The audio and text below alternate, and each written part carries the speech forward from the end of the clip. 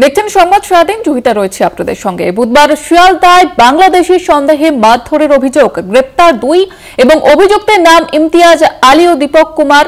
Mobile cover কিনতে গিয়ে ঝামেলা, দুপক্ষের আগে থেকে ঝামেলা ছিল বলে জানা যাচ্ছে। বুধবার শিয়ালদা বাংলাদেশি সন্দেহে মারধরের অভিযোগ 2 যুবককে এবং গ্রেপ্তার করা হয়েছে 2 অভিযুক্তের নাম ইমতিয়াজ আলী ও দীপক কুমার। যেমনটা জানা যাচ্ছে, আগে থেকেই তাদের মধ্যে ঝামেলা ছিল এবং মোবাইল কভার কিনতে গিয়ে ফের ঝামেলা। ইতিমধ্যে এই ঘটনায় দুজনকে গ্রেফতার করেছে পুলিশ। তো পক্ষের আগে থেকেই ঝামেলা ছিল বলে খবর পাওয়া যাচ্ছে।